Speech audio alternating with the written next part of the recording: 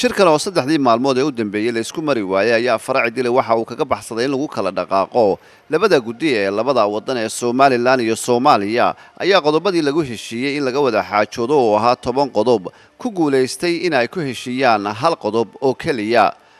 labada wafdi ee ka kala codsaday Soomaaliland iyo Soomaaliya ayaa waxay heshiis ka gaadheen dhinaca maamulka hawada sare ee Soomaaliland iyo Soomaaliya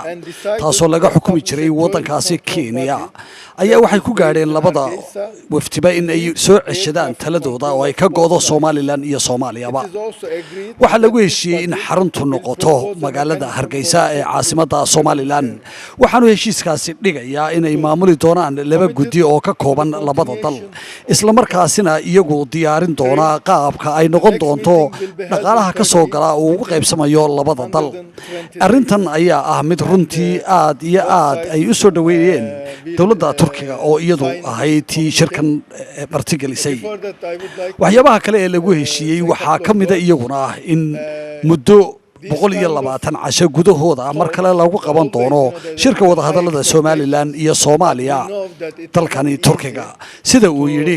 safiirka Soomaaliya u fadhiya Turkiga Master Kani Turan haddaba heshiiska ayaa waxa labada dhinac u saxeexay wasiirka ganacsiga iyo maalgashiga caalamiga ee Soomaaliland Dr. Maxamed Cabdilaahi Cumar iyo wasiirka arrimaha gudaha iyo amniga qaranka Soomaaliya Mudane Cabdikariim Xuseen Guuleed aan u mahadcelinaynaa walaalaheen reer Soomaaliland runtii wada hadallada nala waday sida ay doodahooda iyo aragtidooda iyo fikirkooda mar walba ay u dhiibanayeen iyo sida ay maaragtay waxyaabaha mar walba dantu ay tahay runtii uga hadlayeen aad iyo aad ugu mahadcelinaynaa sida kulli maqasheen heshiis ayaan gaarnay dabcan heshiisyadu marba xaalad iyo xilli ay marayaan anagu waxaan isleenahay dadaal aad u weyn baad bixiseen shaqo aad u weyn waa qabateen kuwa hadaladuna sidaan ku heshiin way sii socon doonaan qodobadii ajendaha aan ku soo wada qaadanana shirarka dambe iyo kulamada dambe insha Allah taala ayaa looga hadli doonaa hadda consultation iyo xiriiro gudaha iyo wada tashi gudaha ayaan dhamaanteen wada aadi doonaa dib aan isku soo laaban doonaa mar labaad waxaan runtii u mahadcelin lahaa dawladda Turkiga iyo walaalaheen reer Soomaaliland wafdiga ka socda aadan u mahadsantiin waxaan jeclahay in aan si balaaran ugu mahadceliyo dawladda Turkiga oo si walaaltinimo ku dheehan tahay u martigelisay kulamadan Soomaaliland iyo Soomaaliya dhexmaraya oo kan maanta halkan aynu ku soo khatiminaa uu kamid yahay dawladda Turkiga waxa kaloo aan uga mahadcelinaynaa taageerada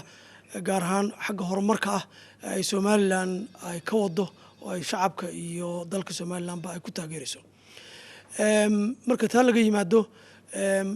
waxaa noo socday halkan shirar 3 maalmood socday oo imika aanu soo gunaanudnay sida la akhriyayna waxa ka soo baxay warmurtiyeed muujinaya in qodob muhiimad gaar ah u leh labada geesoodba in laga hadlay laguna heshiiyay waxa kaloo shirka intii uu socday laga hadlay qadiyado fara badan oo dhinac walba leh oo loo baahnaa in laga wada tashado laga wada hadlo si fiican bayna doodaasi iyo hadalladeeduba ay u dhaceen shirkan oo laga filayay in qodobo intaas ka badan lagu guuleysto ayaa isugu soo ururay oo kaliya hal qodob oo muhiimadiisa leh Cabdi Xaafid Awil Ismaaciil Hon Cable TV Istanbul Turkiga